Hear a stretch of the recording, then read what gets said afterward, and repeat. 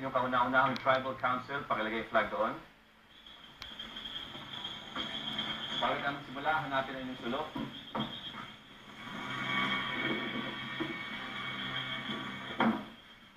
Sindihan dito sa fire pit. At balik sa pwesto.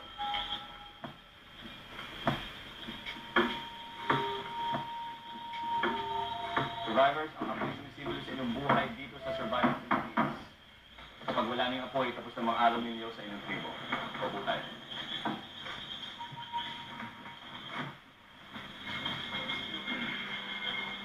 Itong gusali ito ay nagsilbing pusa ng mga sundalong Hapon ng World War II.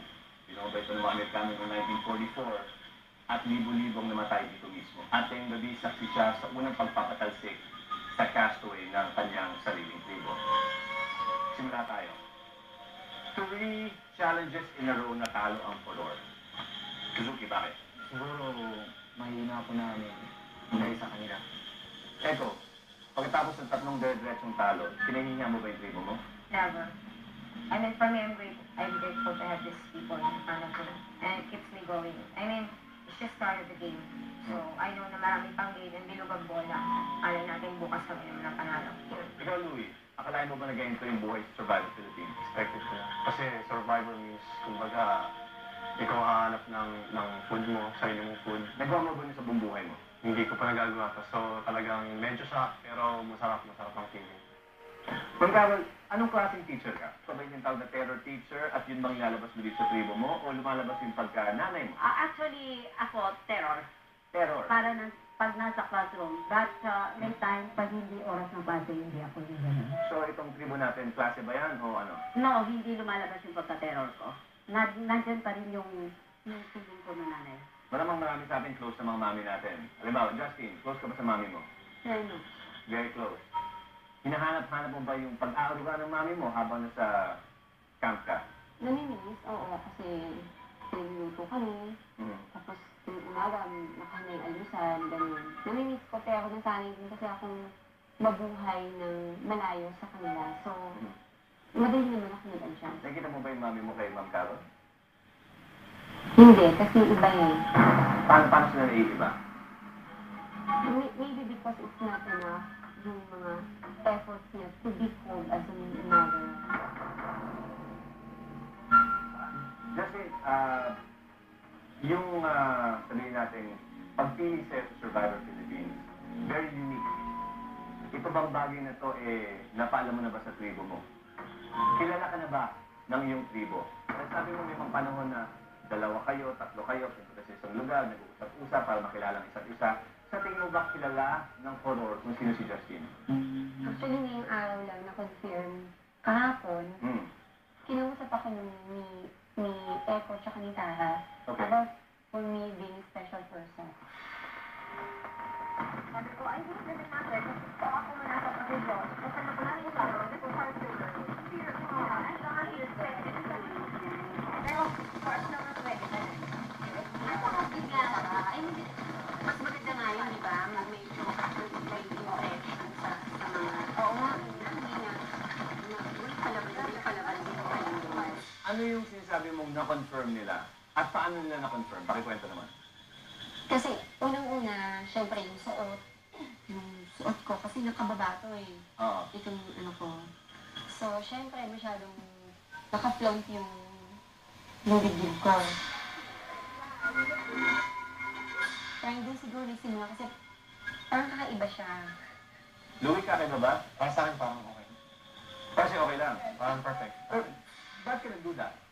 Actually, hindi ako yung nagduda eh. Si Zuki yung sinabi niya lang sa akin. Kinonfirm niya lang sa akin. Okay, kwento mo sa akin kung paano niya binulong sa'yo, paano niya sinabi sa'yo. Yun nga, nag-usap kami dalawa ni Zuki. So, sinabi niya sa akin kung si Justin, yun nga.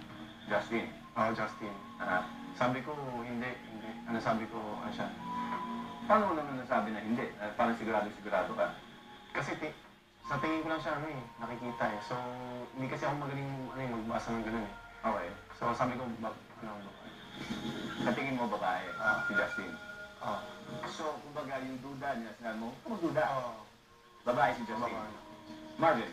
Today, walang nalaman, sabi ni Louie sa akin, na wala, nakahiga kami ito. Teka, lahat ng mga to, si Louie ang nagsabi. Pero meron pa ba nanggaling na kay Justin mismo? Kasi baka naman kayo lahat, sabi nyo, ay, sigurado, confirm ito, ganyan-ganyan. Si Justin wala pa Hindi, sinasabi. ako rin nagduda rin ako eh. Pag sabi ni Louie, sabi ko, hindi talaga, hindi yan. Tapos, Teka, sinasabi mo hindi na, so sa tingin mo babae siya? oo. At sino yung naglakas loob na magtanong? Tara, ikaw ba yun? Echo. Okay, Echo, pakikwento naman. I mean, we are in one tribe. Okay. So, sabi ko naman, nagulong sa akin ni Tara early in the morning na yung dalawa nga mahinala. Pero sinabi ko sa kanila, hindi no, sabi ko, hindi totoo. Super, tingnan mo naman, babae. Mm. Even at heart, diba? Sabi ko, hindi.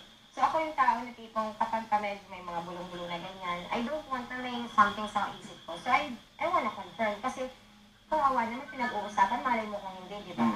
So Tara and I decided to ask her personally kasi we are in one tribe na may, that can help. Kasi naman mag-iba yung relationship namin, di ba? That can change yung strength ng grupo. So she confirmed. Ano na kasi ako nag-check, diba? Oo, kaya sa nila ay nag-prove na siya. Ang oo, bakit sabi mo, ano yung picture sa inyo?